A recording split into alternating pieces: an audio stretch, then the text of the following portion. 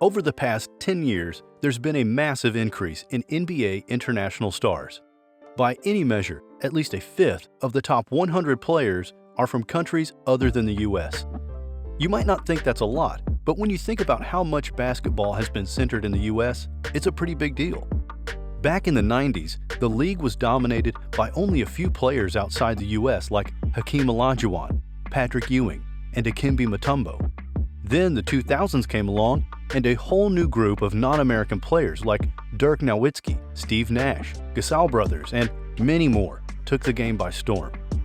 Their dominance in the league started the NBA's global revolution, and for the first time, it really changed the game. We're now seeing what the change did for us. Today, the NBA is full of talented foreign players from all over the world. They not only bring a different way of playing to the league, but also a different way of looking at things. International basketball players often come from different backgrounds and play the game in a different way, which can lead to new ideas and plans. With their help, the NBA has also grown its reach around the world, especially since it's become more famous in places other than the US. This has also led to the league making more money and giving players more chances to connect with fans and build their own names. In fact, when you look back at this past season, you can see that international stars are becoming the faces of the NBA and will control its future. But as things stand right now, they've got the upper hand, and here's the proof. Giannis Antetokounmpo, aka the guy who went from his Greek roots to being the NBA superstar. No kidding, he has the body and speed of a Greek god and is the most powerful player in the NBA. He's like the Shaq of our time, standing 7 feet tall and weighing 242 pounds. He's also become a great defender and a good helper to go with his 29 to 30 points and 12 to 13 rebounds every night. In a world where American stars often switch teams to chase championships the easy way, Giannis took a different path, and boy, did he prove his worth. Believe it or not, the best player in the world right now hails all the way from Greece. With a championship trophy, Finals MVP award, and a collection of other impressive accolades, Giannis has firmly established himself as a true legend in the making. He's not just aiming for greatness, he's setting his sights on a Hall of Fame career that will go down in history.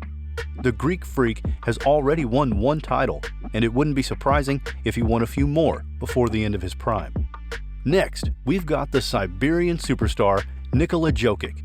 With a more complete team around him, the back-to-back MVP is shooting less, scoring less, and somehow doing better than himself.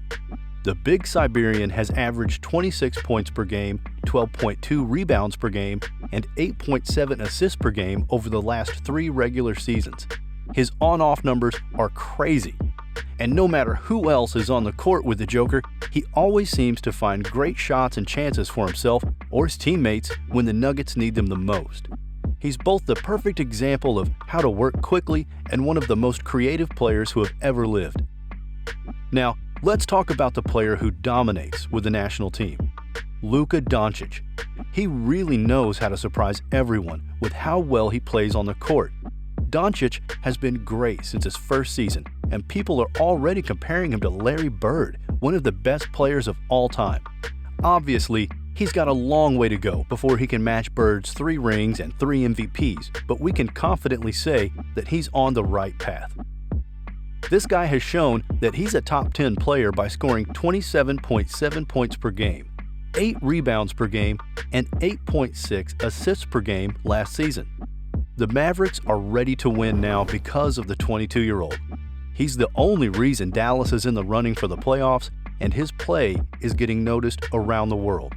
So far, Luka has been the most impressive foreign star at the Olympics, and he's made Slovenia an overwhelming favorite to win the Olympic gold, even though they lost the semifinal.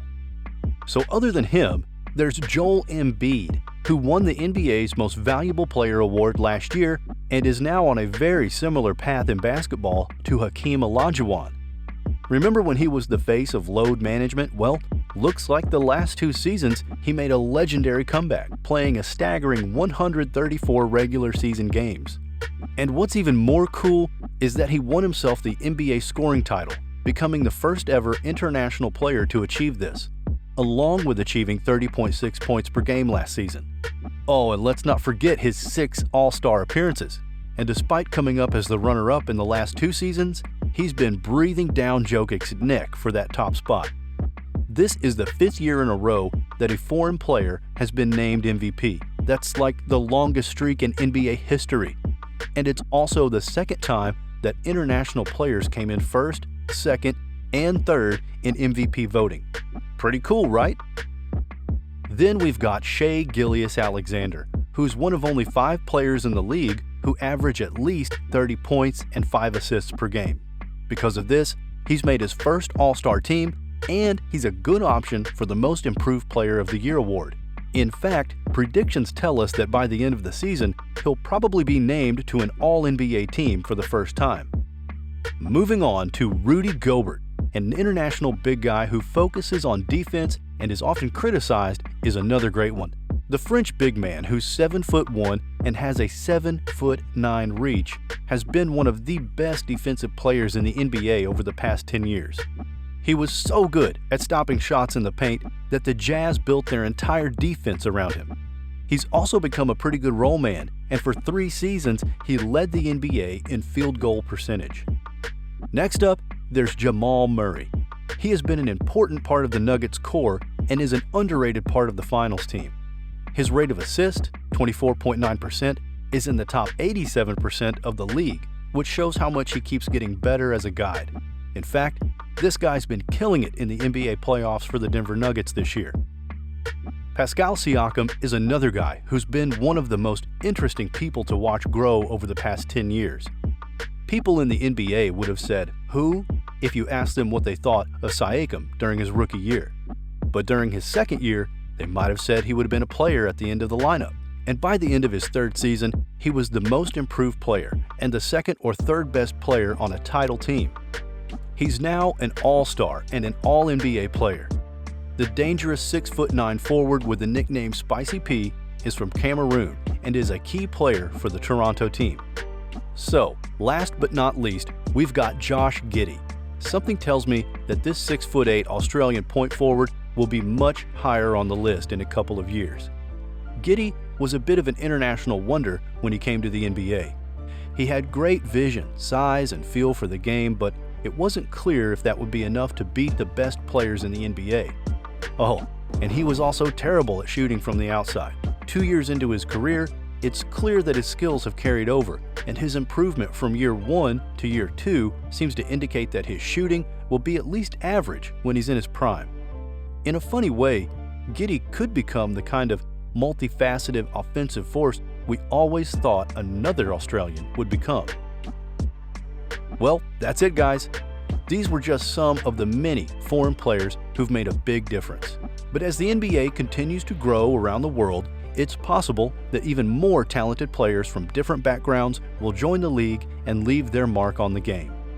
Let us know your thoughts in the comments below, and make sure to hit like, subscribe, and turn on the notifications bell so you keep updated. Happy watching!